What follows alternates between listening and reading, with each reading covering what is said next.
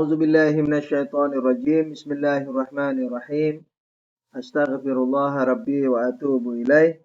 والحمد لله رب العالمين. ثم الصلاة والسلام على أشرف الأنبياء والمرسلين حبيبنا وحبيب رب العالمين أبي القاسم محمد. اللهم صل على محمد وعلى آله الطيبين الطاهرين المعصومين المنتجبين. Amma ba'du, assalamualaikum warahmatullahi wabarakatuh. Uh,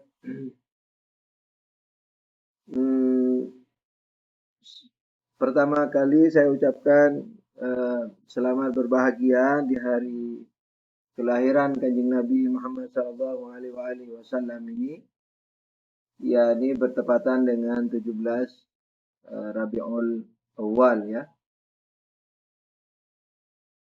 Semoga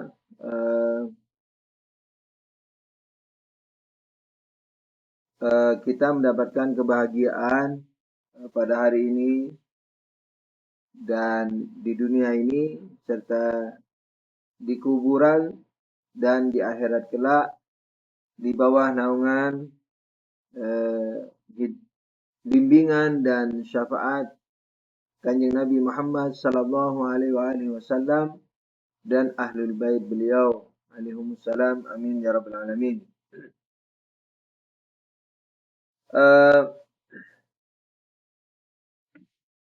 Saya sempat terbesit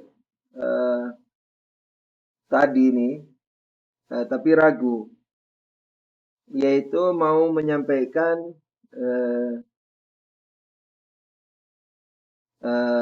inti daripada ceramah saya di acara Maulid semalam, yaitu bersama dengan para pelajar Indonesia yang bermukim di Qom. Sehubungan dengan makom Kanjeng Nabi Muhammad sallallahu alaihi wasallam, tapi ragunya saya adalah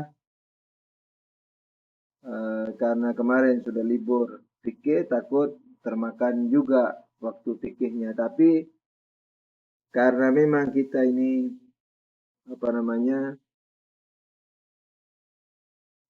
walaupun penekanan kepada fikih, tapi fikih itu sebenarnya luas ya. Jadi akidah itu juga fikih, ma'rifatun nabi juga fikih. Ini tapi fikih batin ya istilahnya. Jadi dan ditambah lagi dengan lambatnya kita sekarang karena teknologi ya, karena alat yang biasanya tidak ada gangguan, kok hari ini bisa ada gangguan.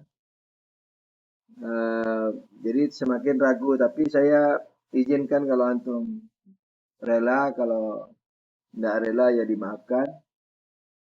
Saya akan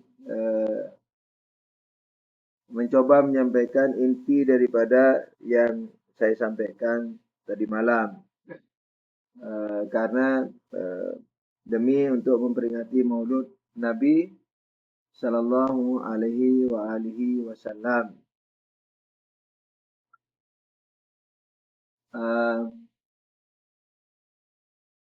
Sebelum saya memberikan arahan kepada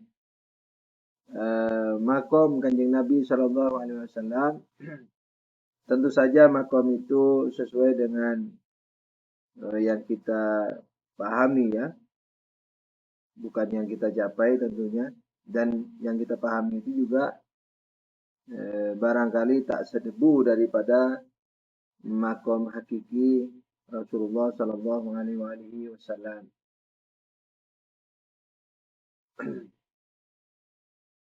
Pertama, saya memberikan ulasan tentang secara ringkas tentang ikhlas.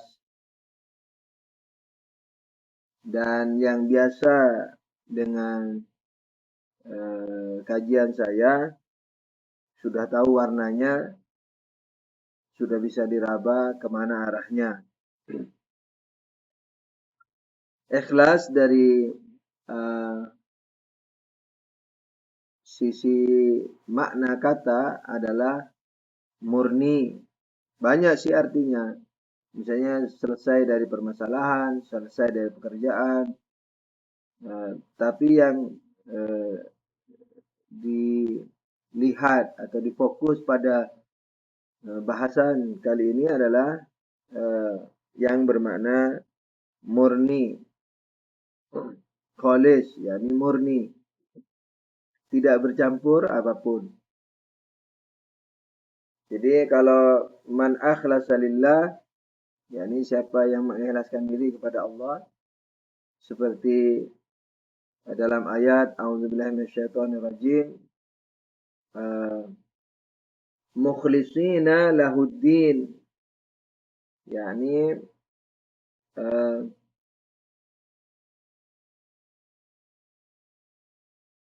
mereka ikhlas, yakni tentang beragama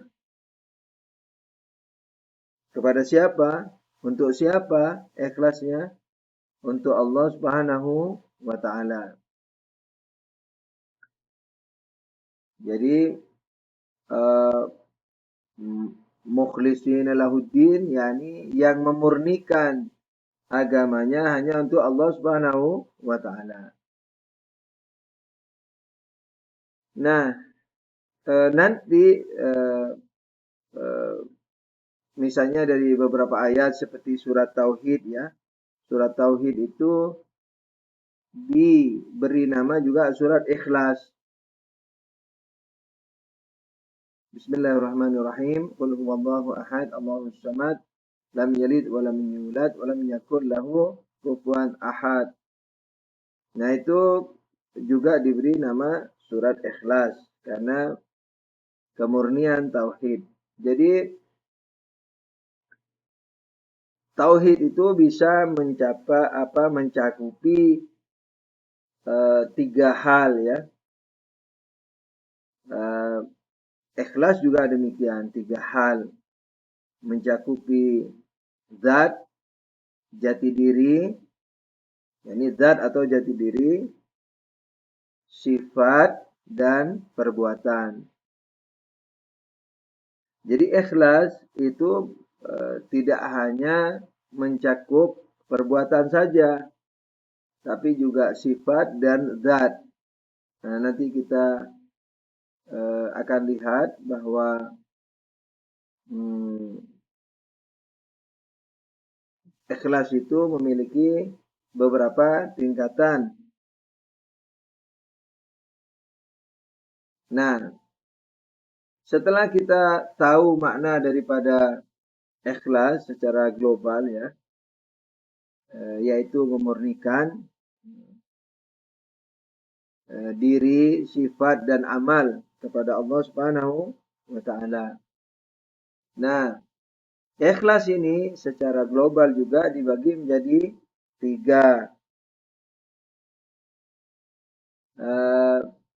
Fikih lahir, yakni ikhlas secara fikih lahir, ikhlas secara fikih setengah batin, ikhlas secara fikih batin. Yang dimaksudkan oleh saya dengan ikhlas secara fikih lahir atau lahiriah adalah yang biasa kita kenal sehari-hari, yaitu mengikhlaskan atau memurnikan niat kita dalam beramal kepada Allah Subhanahu wa taala. Seperti sholat, seperti puasa, seperti belajar sekarang ini. Ikhlas karena Allah Subhanahu wa taala, yakni demi mencapai ridho, ampunan, pahala dan surga Allah Subhanahu wa taala. Itu yang umum. Itu makna ikhlas secara umum. Nah, yang secara umum ini saya istilahkan dengan ikhlas secara fikih lahiriah atau fikih lahir. Nah, orientasinya jelas, yaitu meniatkan diri dalam beramal kepada Allah demi mencapai atau menggapai balasan Allah, pahala Allah, surga Allah, maaf Allah, ampunan Allah, pahala Allah dan sebagainya. Sallu ala Nabi. Allahumma salli ala Muhammad wa ali Muhammad wa ajil farajahum. Nah,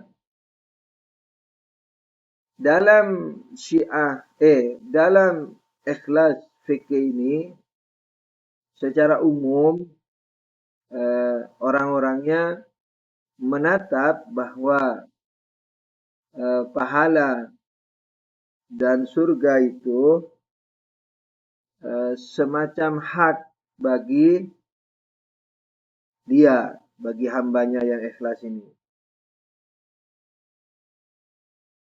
Yakni dia merasa bahwa kalau dia sudah melakukan kebaikan, maka sudah semestinya, yakni berhak dari Allah akan apa? Atau atas apa? Atas pahala dari perbuatan baiknya itu. Ini yang saya katakan dengan fikih lahir. Ikhlas secara fikih lahir. Yang kedua, ikhlas secara fikih setengah batin. Nah, fikih ikhlas secara fikih setengah batin ini dalam istilah lain yakni secara filosofis, secara filsafat. Nah, maksudnya bagaimana? Maksudnya menatap dirinya itu sebagai, yakni selalu sebagai akibat yang bergantung kepada sebabnya. Kalau di fikih lahir, itu menatap dirinya seakan-akan mandiri. Bicara, makan, minum, sholat, puasa, itu tidak merasakan kebergantungan kepada Allah. Walaupun akalnya mengatakan bergantung kepada Allah.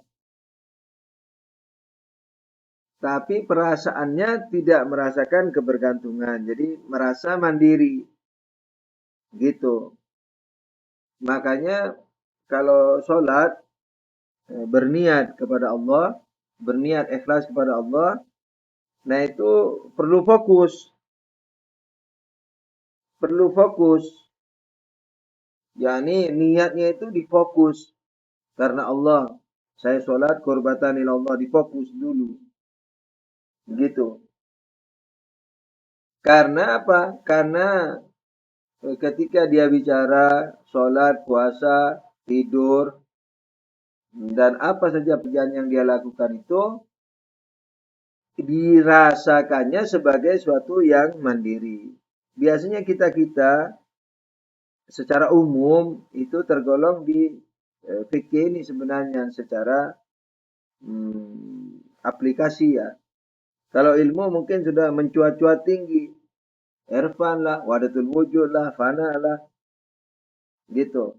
Tapi dalam perasaan sebenarnya masih di fikih lahir, masih di ilmu kalam istilahnya. Itu pun kalam yang istilahnya yang sederhana, yang di bawah lah maksudnya. Kalam kalau tinggi juga mirip dengan filsafat ini. Nah, tapi kalau di ikhlas secara setengah batin ini itu sudah mulai melihat, mulai merasakan bahwa dirinya itu bergantung. Merasakan loh ya, bukan tahu. Kalau tahunya pasti tahu karena kita bisa berargumentasi bahwa setiap sebab bahwa setiap akibat tidak bisa melepaskan diri dari sebabnya. Seperti cahaya lampu listrik tidak bisa lepas dari arus listrik. Tembok yang berdiri tidak bisa lepas dari semen, pasir, dan segala unsur yang menjadi sebab daripada tembok itu. Sekali lepas, ya hilang temboknya. Sekali lepas dari arus listrik, padam itu cahaya lampunya. Gitu. Nah, secara akal kita mengerti semua itu. Tapi secara aplikasi, secara nyata dalam kehidupan kita tidak merasakannya. Yang dirasakan kemandirian. Nah itu fikih lahir ya, dalam istilah saya ini. Yang fikih setengah batin ini itu mulai merasakan bahwa dirinya ini sudah yakni bahwa dirinya tidak memiliki kemandirian. Tapi ingat loh ya, ini jangan kembali ke qada dan qadar. Beda. Yani orang yang beriman baik buruk, nasib orang atau takdir orang, baik buruknya ditentukan Tuhan. Nah, bukan itu. Kalau itu kan bergantung kepada ketentuan Tuhan. Ya kan? Kalau ini enggak, bergantung kepada keberadaan Tuhan. Jadi ketentuan tidak ada. Tidak ditentukan oleh Tuhan karena memang Tuhan berkehendak tidak menentukan. Ya kalau menentukan buat apa diciptakan akal, buat apa diturunkan agama, buat apa diciptakan surga dan neraka. Kalau semua sudah ditentukan Tuhan. Mau ada Quran kayak, mau tidak ada Quran kayak, yang ditentukan baik pasti baik, yang ditentukan buruk pasti buruk, yang ditentukan ke neraka pasti ke neraka, yang ditentukan ke surga pasti ke surga. Nah terus apa gunanya agama? Kan gitu. Jadi takdir baik buruk dari Allah ini tidak ada dalam Islam. Yang ada hanya dalam pikiran sebagian umat Islam. Yang dipelopori oleh Abul Hasan Al-Asy'ari. Gitu ya. Nah jadi ahlu sunnah saja separuhnya tidak mengikuti keimanan tersebut. Yaitu Mu'tazilah. Nah mereka sama dengan Syiah. Mengingkari keimanan ini. Keimanan kepada penasiban, penakdiran, baik buruknya manusia ditentukan oleh Allah. Nah itu enggak ada. Lalu yang dimaksud dengan kebergantungan di sini apa? Ya kebergantungan sebagai silsilah sebab-sebab. Nah, kan akibatnya akibat itu akibat bagi sebabnya. Sebabnya sebab pula bagi akibatnya. Jadi perbuatan manusia akibat dari manusia. Manusia akibat dari Tuhan. Nah, berarti akibatnya akibat, yakni perbuatan manusia juga akibat bagi Tuhan. Dari arah sebab juga begitu. Sebabnya sebab pula bagi akibatnya. Bagaimana? Sebabnya perbuatan manusia apa? Manusia. Sebabnya manusia apa? Tuhan. Nah, sebabnya sebab, yakni sebabnya manusia, yakni Tuhan, sebab pula bagi akibatnya, yakni perbuatan manusia. Gitu. Nah, karena itulah maka yang dimintai tanggung jawab kelak adalah manusia.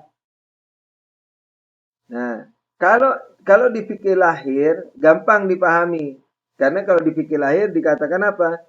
Allah memberikan potensi kepada manusia, memberikan daya, memberikan keberadaan dan kemampuan.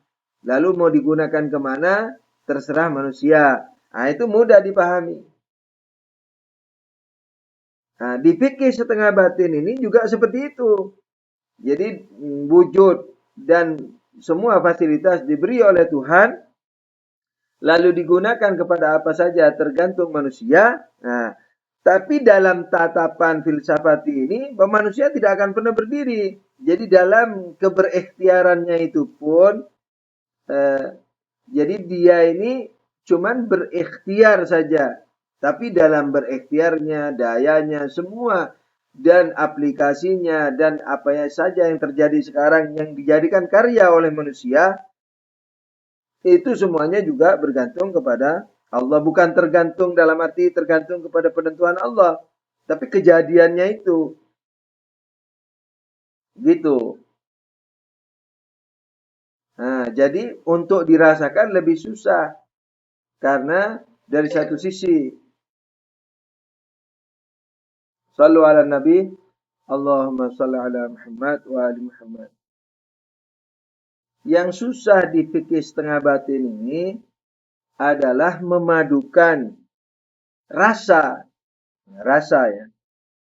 Antara dia, pengertiannya dulu, pengertiannya.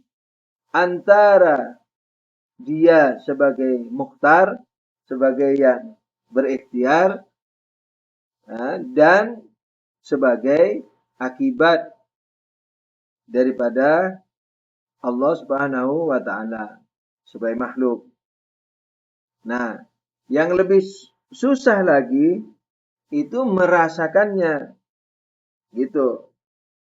Jadi merasakan bahwa sepak terjang kita ini juga merupakan makhluk Allah. Dirasakan loh ya, bukan dimengerti. Kalau di yang pertama itu, yakni yang di fikih lahir, yang masih memiliki dimensi kesyirikan, itu justru lebih mudah. Ya, apa kata saya, kan gitu. Nah, ketika apa kata saya, dia tidak merasa bergantung kepada Tuhan. Memang kalau berdoa dia memelas kepada Tuhan, sholat, rukuk, sujud kepada Tuhan. Tapi dalam perasaan dia, dalam keseharian, itu istilahnya tidak dirasakannya itu keterikatan tersebut. Jadi kesyirikan di sini masih dimaaf ya sama Allah. Makanya Allah dalam Al-Quran, wama kurang lebih artinya saja ya, tidak beriman orang-orang yang beriman itu kecuali kebanyakannya adalah musyrik. Nah, kurang lebih kalau istilahnya melihat tafsiran-tafsiran, di antaranya kemusyrikan itu adalah apa? Kemandirian ini. Dosa juga musyrik karena menentang Tuhan kan gitu. Tuhan mengatakan jangan lakukan, kita lakukan dosa. Nah, berarti musyrik. Tapi musyrik ini bukan yang menyebabkan masuk neraka secara abadi. Gitu. Nah, yang paling susah adalah kalau enggak antum enggak, ya ini halus loh. Jadi kalau enggak teliti mungkin merasa paham tapi tidak akan paham. Itu. Jadi salah satu bentuk kesyirikan walaupun bukan merupakan keabadian di neraka adalah merasa mandiri itu. Jadi, umumnya kita merasa mandiri. Walaupun akal mengatakan tidak mandiri. Gitu. Tapi perasaan kita mandiri. Gitu ya. Nah, kalau syirik seperti ini, yakni kalau syiriknya maksiat, maka tidak abadi di neraka.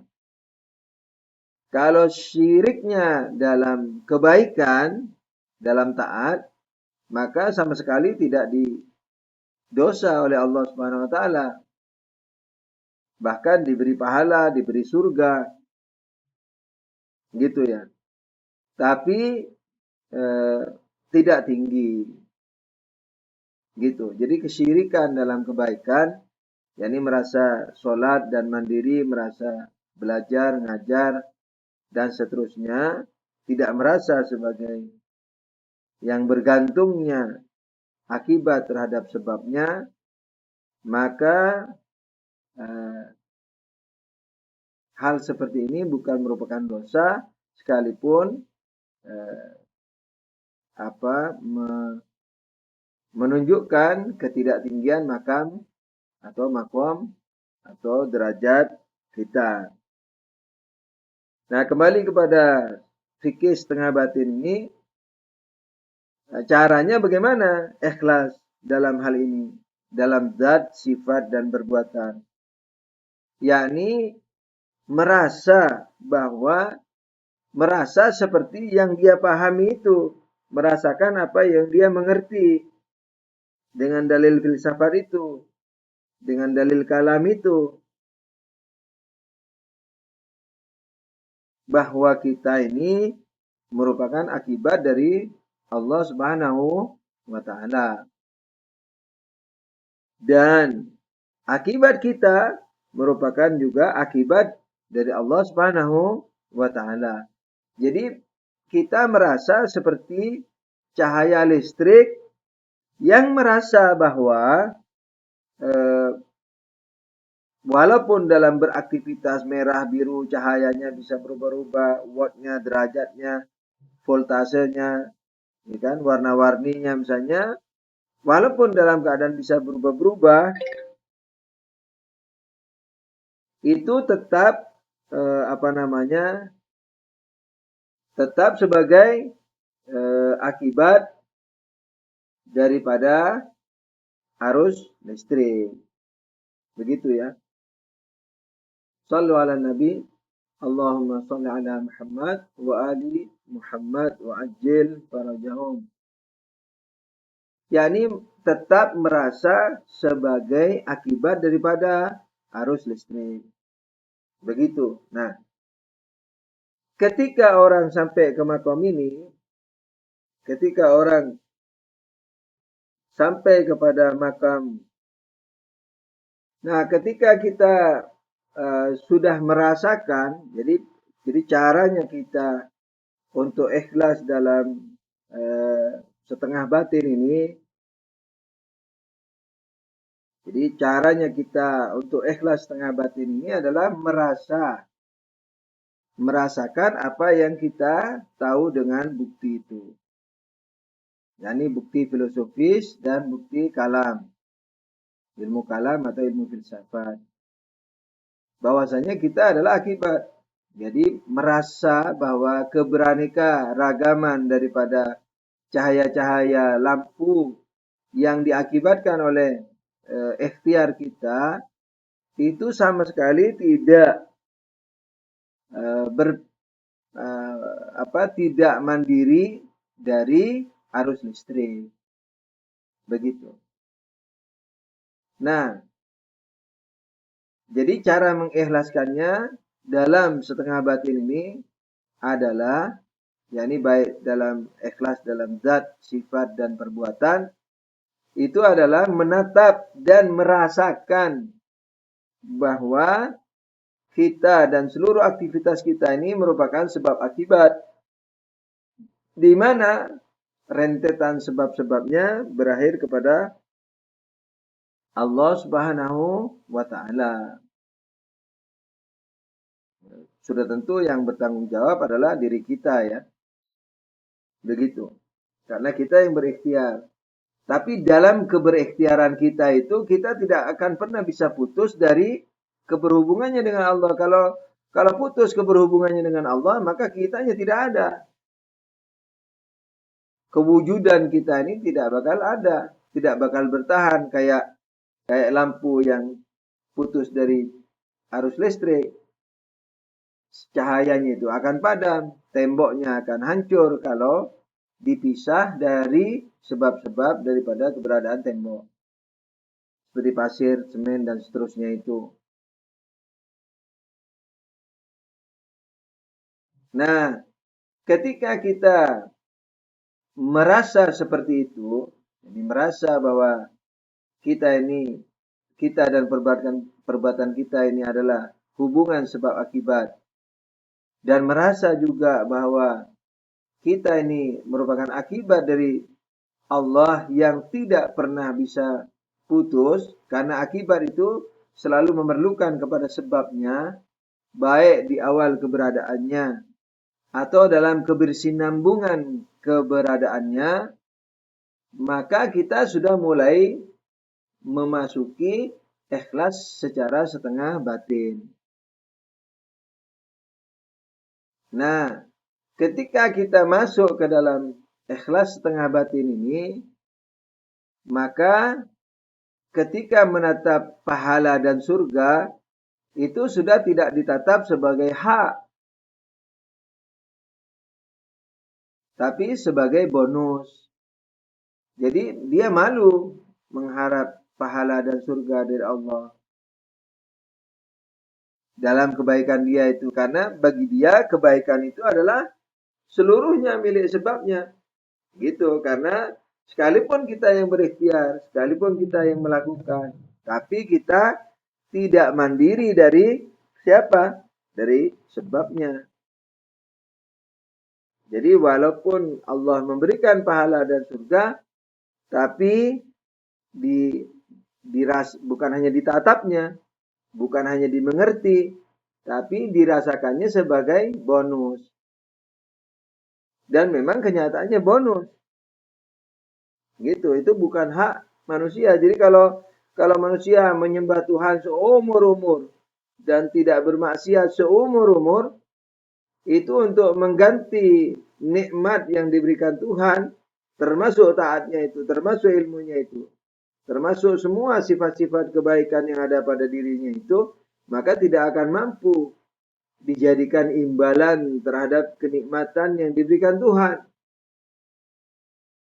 Nah, kok bisa ketaatan yang tidak bisa menjadi imbalan dari kenikmatan yang diberikan Tuhan itu, kok bisa ada embel-embel hak, ada embel-embel hak terhadap pahala dan surga. Gitu. Jadi tatapan di setengah batin ini, fikih setengah batin ini, itu sudah melihat pahala dan surga ini sudah bukan menjadi, tidak dirasakan sebagai hak dia, melainkan dirasakannya sebagai bonus, sebagai hadiah dari Allah Subhanahu wa taala. Jadi beda dengan yang fikih lahir itu ya. Nah, dirasakannya sebagai hak, maka itu dia memperbanyak amal supaya nanti bisa meminta atau menuntut kalau perlu pahala kepada Allah Subhanahu wa taala. Jadi ada jenis kurang ajarnya, ada jenis syiriknya, walaupun dimaaf, karena lahiriahnya Allah menyuruh kita untuk menjual diri kita kepada Allah, mau dibeli dengan surga, dengan pahala. Nah, tapi itu tingkatan yang di bawah. Sementara Quran itu memiliki, atau Islam, Quran memiliki apa? Derajat, gradasi, tingkatan-tingkatan. Begitu. Jadi memiliki tingkatan-tingkatan. Maka itu dalam Al-Quran dikatakan yang mengikuti apa? Yang mengikuti yang terbaik dari yang diturunkan. Ntar ini anak saya carikan ayatnya ini ya. Nah, jadi surat Az-Zumar, yakni surat nomor 39 ayat 55. A'udzubillahi minasyaitonirrajim. Wattabi'u ahsana ma unzila ilaikum min rabbikum. Yani Allah mengatakan apa? Dan ikutilah ayat-ayat yang terbaik yang diturunkan kepada kalian. Gitu. Jadi ayat itu ada yang baik dan ada yang lebih baik. Jadi wattabi'u ahsana, yakni yang lebih baik. Wattabi'u ahsana ma unzila ilaikum min rabbikum. Dan ikutilah yang lebih baik dari apa-apa yang telah diturunkan kepada kalian dari Tuhan kalian. Yakni apa itu? Ayat. Yakni apa itu? Ajaran. Yakni ajaran Islam, ajaran Quran. Quran itu sendiri. Nah, jadi di sana ada hasan, ada yang baik, dan ada yang ahsan, ada yang lebih baik. Nah, kita juga sekalipun disuruh mengikuti yang hasan, juga disuruh mengikuti yang ahsan. Jadi di samping disuruh mengikuti yang baik, juga disuruh mengikuti yang lebih baik. Begitu. Nah, oleh karena itu, orang yang di fikih batin ini, setengah batin ini, merasakan bahwa seluruh gerak-gerik, keberadaan dan gerak-gerik dan sifat-sifat dia itu dirasakannya sebagai betul-betul tergantung kepada Allah. Bukan tergantung kepada penentuan Allah ya. Tergantung kepada Allah. Bukan penentuan, tidak ada penentuan. Sebelumnya, sebelum dilakukan tidak ada penentuan. Nah, ketika terlakukan, barulah di situ kebergantungan. Jadi dari apa yang jenis yang dilakukannya itu. Atau sifat yang dimilikinya itu. Begitu. Nah, ini ikhlas setengah batin. Ada lagi ikhlas yang batin. Nah, ikhlas yang batin ini bukan hanya merasakan sebagai akibat dari Tuhan, melainkan tidak melihat dirinya sama sekali. Ini ikhlas sudah murni, selesai, dikembalikan kepada Tuhan. Jadi kan ikhlas pada wujud, pada sifat dan pada perbuatan. Kan gitu. Nah, kalau ikhlas di fikih lahir kan secara wujud, yakni saya makhluk Tuhan. Saya ada dan makhluk Tuhan, kan gitu. Sifat saya ada dan makhluk Tuhan, perbuatan saya ada dan makhluk Tuhan. Yani perbuatan saya tapi gitu ya, hisabnya saya. Nah, dan tapi dirasakannya mandiri. Kalau di fikih setengah batin dirasakannya tidak mandiri, bergantung, kan gitu. Jadi ikhlas kan dikembalikan, dimurnikan nih. Jadi pemurnian dalam fikih lahir tentang dirinya, tentang zat dirinya adalah apa? Makhluk Tuhan. Gitu. Kalau tentang sifatnya juga makhluknya makhluk Tuhan. Gitu. Jadi akibatnya akibat Tuhan. Gitu. Karena sifat dari saya dari Tuhan, kan gitu. Perbuatan juga begitu. Akibat dari saya dari Tuhan. Mandiri tapi kan. Kalau mengikhlaskan dalam fikih setengah batin, mengembalikan ya, dalam dirinya adalah apa? Bergantung kepada Tuhan. Gitu. Jadi dirasakan ya. Ilmunya sama ini antara fikih lahir dan fikih setengah batin. Tapi rasanya yang berbeda. Sementara amal yang dihitung sesuai rasa. Sesuai niat. Innamal a'malu bin niat. Yani amal itu tergantung niatnya, tergantung fokusnya, tergantung rasanya. Nah, kalau di fikih setengah batin, cara ikhlasnya apa dalam wujud dia? Bergantung padanya, dirasakan ya. Jadi sudah bukan makhluk lagi. Kalau makhluk itu kan kecenderungannya tidak bergantung. Kalau ini akibat gitu. Nah, sifat juga begitu, akibatnya akibat. Perbuatan juga akibatnya akibat gitu. Nah, kalau di ikhlas secara batin sempurna ini adalah memurnikan dirinya dari keberadaan. Gitu. Kalau di fikir lahir kan memurnikan dirinya dari ketuhanan. Kalau di fikih setengah batin memurnikan dirinya dari kemandirian. Kalau di sini memurnikan dirinya dari wujud. Ya ini nggak punya wujud. Semuanya milik Allah. Semuanya ya ini wujud cuma satu. Nggak ada wujud-wujud kita tuh nggak ada. Nah ini ikhlas yang batin secara sempurna. Begitu. Jadi mengembalikan wujud yang dia kira milik dia kepada Allah Subhanahu wa taala. Jadi dirinya bagaimana? Ya tidak wujud, milik Allah wujudnya.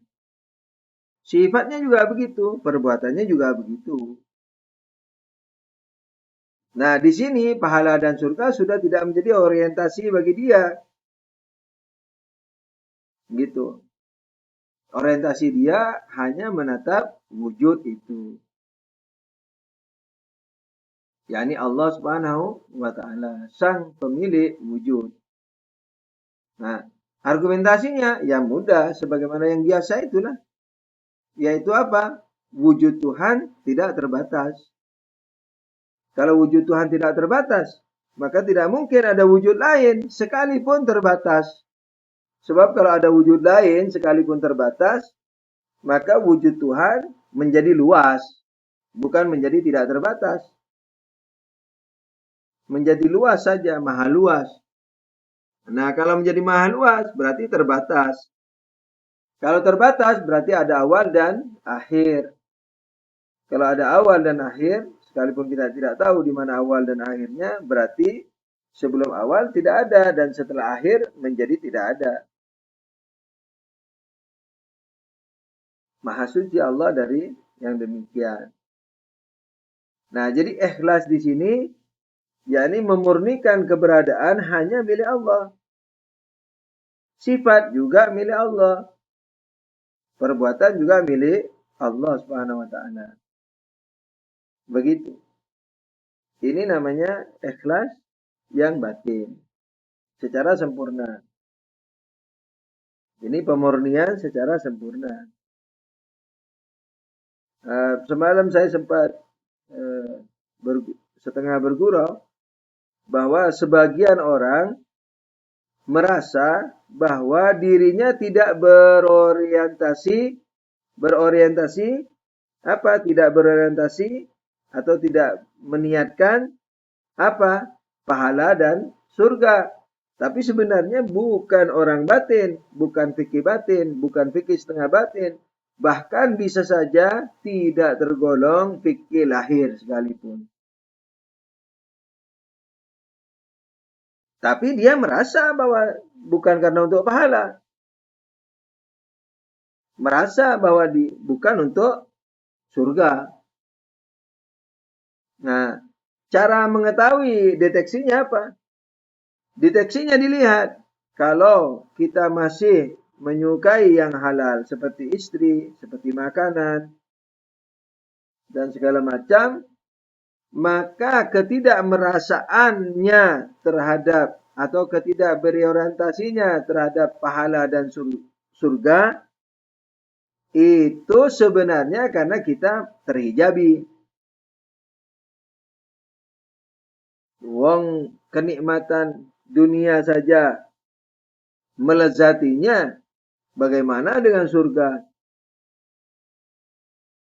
Jadi kita tidak tergiur pada pahala dan surga itu karena bentuknya tidak terlihat. Makanya terlengahkan dari fokus kita. Coba pahala itu ditunjukkan bentuknya ke kita secara nyata. Surga juga begitu. Nah, pingsanlah kita. Jadi bidadari ditunjukin lezatnya makanan. Misalnya minum setetes saja, lezatnya luar biasa dari minuman surga itu. Lezatnya luar biasa dan tidak membuat dahaga seumur-umur. lezatnya nggak hilang seumur-umur. Nah, bagaimana? Ya pingsan lah.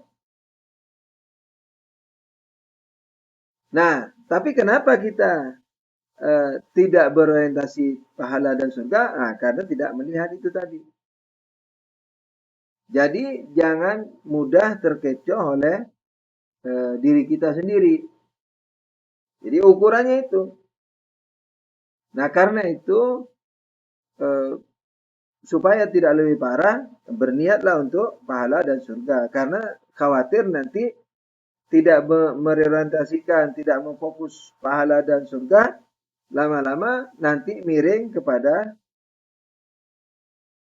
sosial. Jadi imbalan dunia dan sosial. Gitu.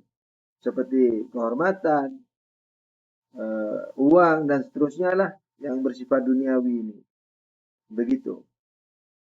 Nah, jadi lebih bagus apa namanya itu eh, memfokus dirinya kepada pahala dan surga. Ya, kita mesti tahu diri lah.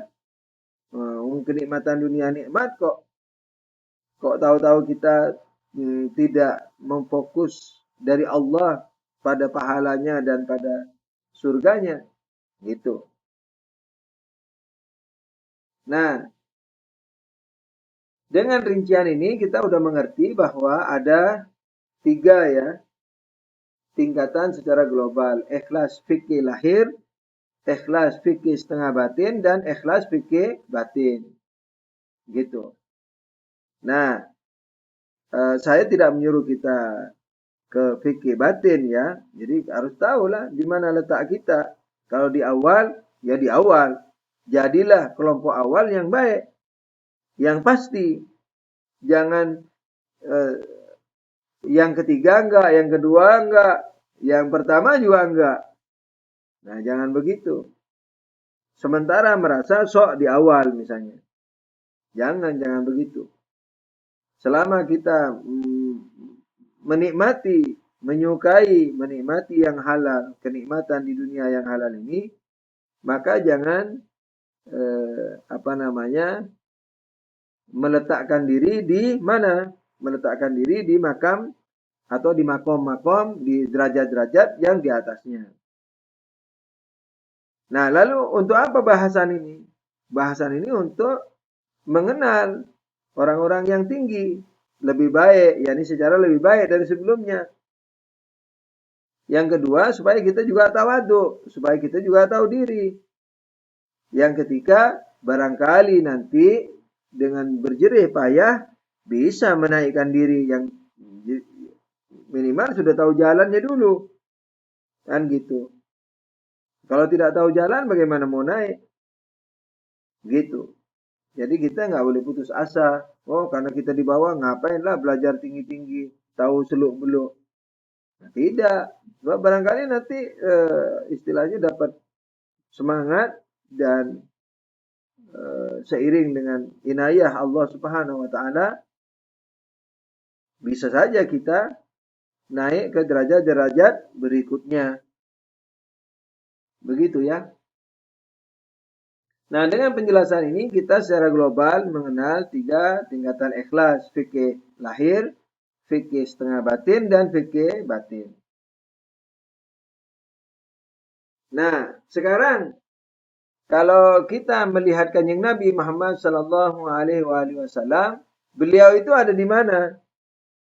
Secara argumentasi loh ya. Jangan secara perasaan. Kalau perasaan ya kita pasti udah mengatakan ya nggak ada yang melebihi beliau, gitu kan? Tapi argumentasinya apa?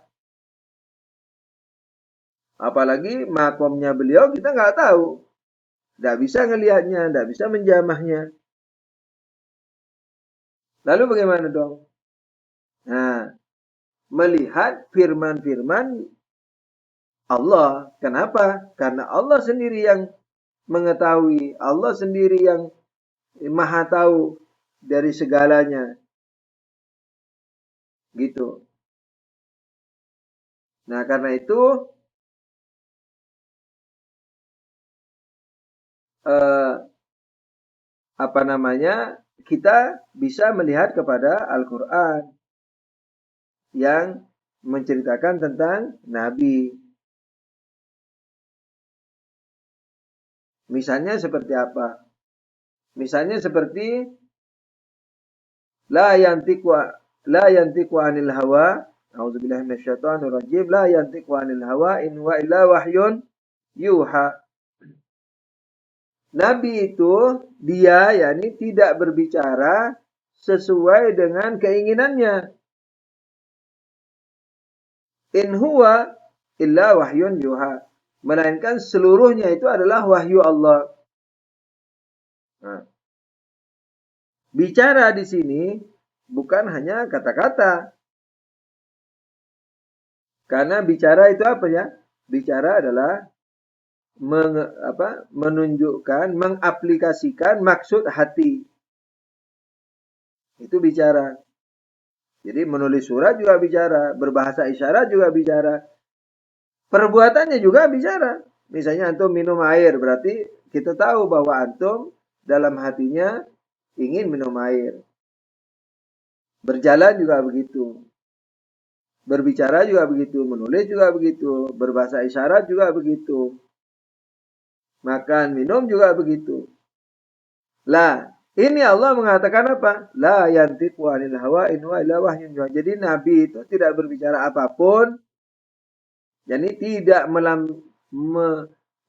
melahirkan apapun isi hatinya kecuali wahyu Allah. Jadi Nabi kemana itu? Hilang dah. Kan hilang. Yani hilang. Hilang yani bahasa Jawa. Kalau benar saya. Yani hilang. Yani apa? Yani Nabi itu sudah benar-benar mencapai derajat ikhlas yang ketiga itu. Yani yang telah mengembalikan wujud yang dari hayalan kita ya, jadi dari kemerasaan kita kepada pemiliknya yang sebenarnya. Dari awal wujud tak pernah diberikan kepada siapapun, tapi kita merasa memiliki wujud. Begitu. Karena itu lalu dikembalikan, yakni diikhlaskan, dimurnikan kepada Allah Subhanahu wa taala, baik secara zat, sifat atau perbuatan. Gitu. Atau dalam ayat lain, in kuntum tuhibbunallah, kalau enggak salah bahasa Arabnya begitu, fattabi'uni. Kalau kalian menyintai Allah, ikuti aku. Nah, jadi menyintai Allah, yakni zat Allah, kita cintai, itu harus mengikuti Nabi. Artinya Nabi itu sebagai wakil, sebagai tajalli dari Allah Subhanahu wa taala. Jadi nabinya hilang sudah. Ini keberadaannya itu adalah Allah. Nabinya nabi. Saya juga semalam memberikan dalil yang mudah kepada teman-teman. Karena tidak semua orang percaya wahdatul wujud. Saya mengatakan bahwa kadang-kadang teman-teman, saya bilang begitu, kadang-kadang teman-teman bertanya, lah kalau wujud itu milik Allah saja, lalu saya ini apa? Jawabannya mudah. Saya adalah saya. Gitu. Lalu pohon ini apa? Ya pohon adalah pohon. Tidak bisa dikatakan saya adalah wujud. Pohon adalah wujud. Nah beda dong. Pohon apa? Wujud apa? Lalu mau dijadikan definisi satu sama yang lain. Tidak cocok. Seperti telur itu batu. Telur adalah batu. Telur adalah air. Kan tidak bisa. Keberbedaan telur dan batu dan air itu tidak beda dengan keberbedaan makna ada dengan telur, pohon dan sebagainya itu. Yakni keberbedaan sesama esensi itu tidak beda dengan keberbedaan antara wujud atau eksistensi dengan esensi. Jadi kalau orang berkata kalau wujud hanya milik Allah, lalu kita apa? Kita ya kita. Kita adalah kita. Itu yang benar. Tidak bisa dikatakan kita adalah wujud. Kita adalah ada. Beda. Beda makna kita dan beda makna ada. Bagaimana bisa diterapkan satu sama yang lain? Kita adalah air, kita adalah pohon. Tidak bisa. Gitu. Nah, jadi kalau dikatakan pohon itu ada, ya salahnya kamu. Orang mestinya pohon itu adalah pohon. Kenapa kamu bilang pohon itu adalah ada? Nah, ketika kamu yang salah, kenapa dibebankan kepada kami? Nah, jadi apa namanya itu? Kalau kalian mencintai Allah, dalam Al-Quran dikatakan, kalau kalian mencintai Allah, apa? Maka taatilah aku. Kan? Fattabi'uni. Nah ini. Qul in kuntum tuhibbunallah fattabi'uni. Yani Ali Imran atau surat 3 ayat 31. Qul, katakan Muhammad, in kuntum tuhibbunallah, kalau kalian menyintai Allah, yakni menyintai zat Allah, fattabi'uni, maka ikutilah aku. Nah, jadi aku itu adalah aku. Nah, jadi kau ikuti Allah, yakni ada, yang ada pada yang terjelmakan, yang bersembunyi, yang menghidupi, menopang wujud daripada aku, yakni Muhammad sallallahu alaihi wasallam. Karena itulah dalam tasyahud kita membaca apa? Wa ashhadu anna Muhammadan abduhu wa rasuluhu. Bukan rasuluhu wa abduhu. Tapi abduhu dulu, baru wa rasuluhu. Abduhu yakni budaknya, budak Allah. Budak secara zat, secara sifat, dan secara perbuatan itu milik siapa? Milik tuannya. Budak tidak memiliki apa-apa. Dirinya aja tidak memiliki kok, tidak dimiliki. Apalagi sifat dan perbuatannya. Nah, jadi ini berarti apa? Makom Kanjeng Nabi Sallallahu Alaihi Wasallam adalah makom yang sudah murni, yakni mukhlis secara hakiki. Nah, mukhlis secara hakiki ini, yakni yang tidak berorientasi kepada pahala dan surga, dan hanya Allah saja, itu disebut sebagai mukhlas. Karena itu tingkatan 1 dan 2 dikatakan mukhlis, tingkatan yang ketiga dikatakan mukhlas.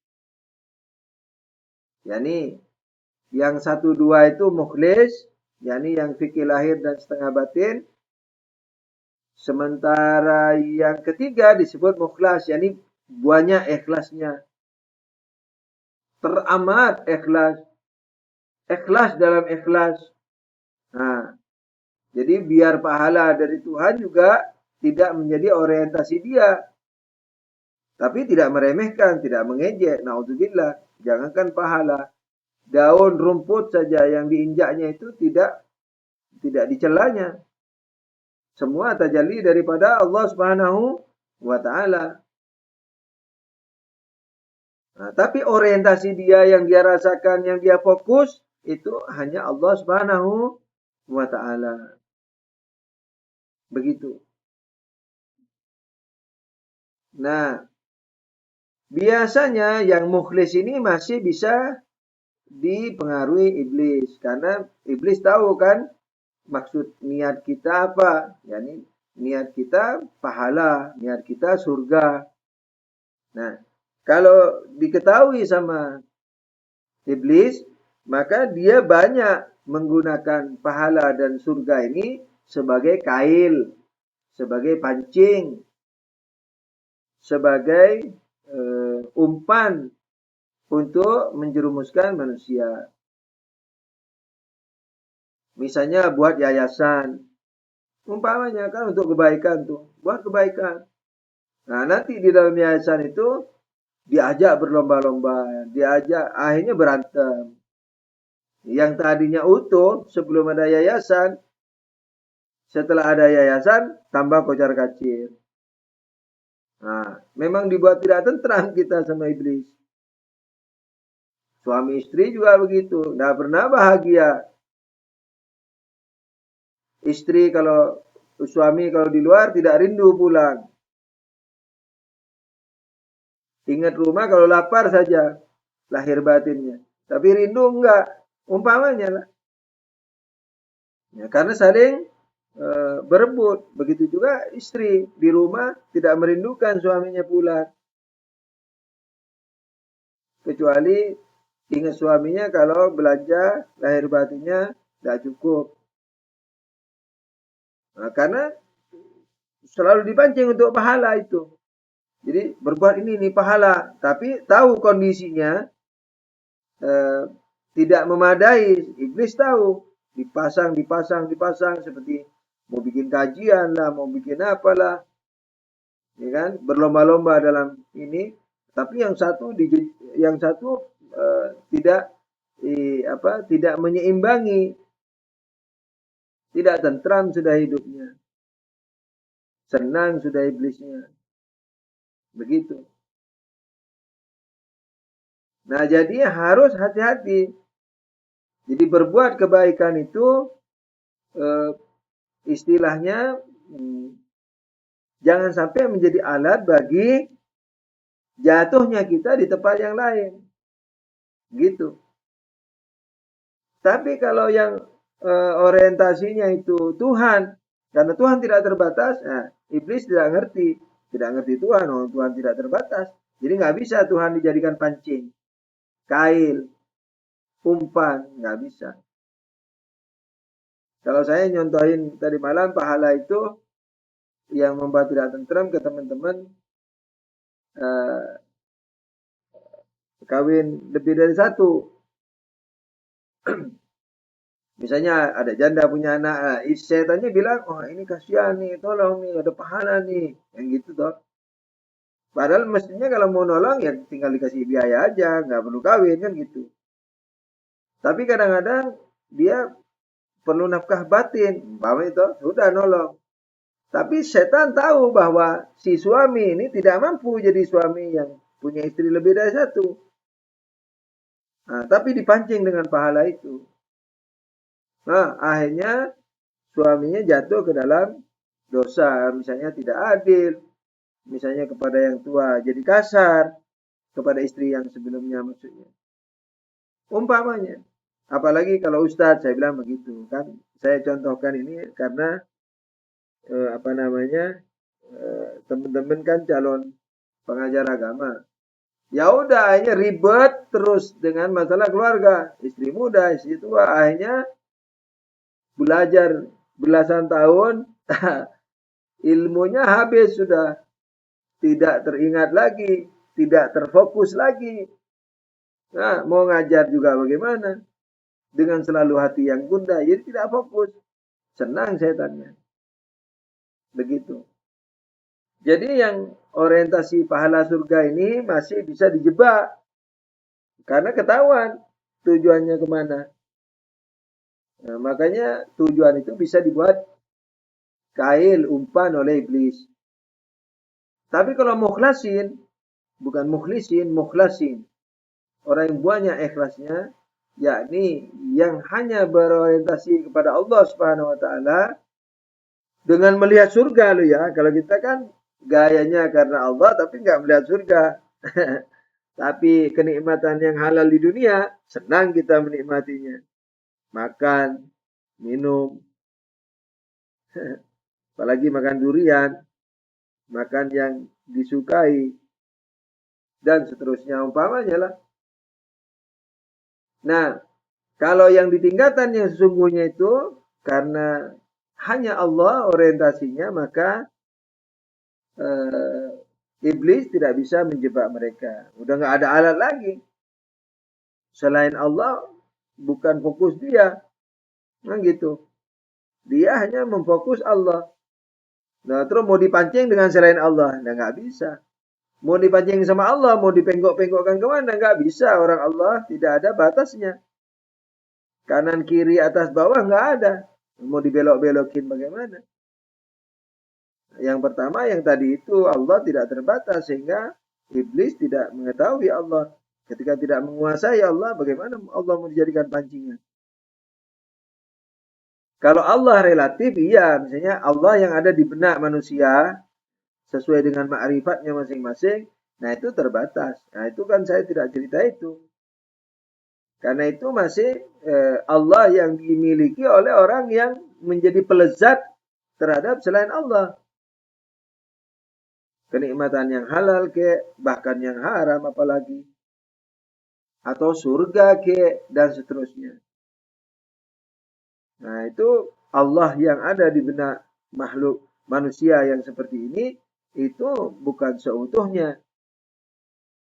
Allah yang ada di wahdatul wujud itu juga bukan seutuhnya, tapi lepas dari uh, kemerasatahuannya, ya, kemerasatahuan terhadap Allahnya, gitu. Jadi sudah habis sudah. Yang ditatapnya hanya Allah, yang tidak terbatas. Jadi sudah pingsan terus istilahnya. Begitu. Tidak melirik yang lainnya. Begitu ya. Jadi dari ayat-ayat dapat kita pahami bahwa Nabi itu betul-betul mukhlasin. Yani bahkan di atas mukhlasin. Kita nggak tahu kan makom itu tidak ada batasnya.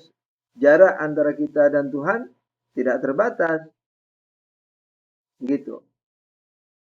Nah, dengan demikian maka kita dapat melihat kanjeng Nabi Muhammad sallallahu alaihi wasallam dan ahlul bait alaihi wasallam sebagai murid hakiki daripada Nabi alaihi wasallam jami'an, itu melihat mereka dengan secara lebih baik.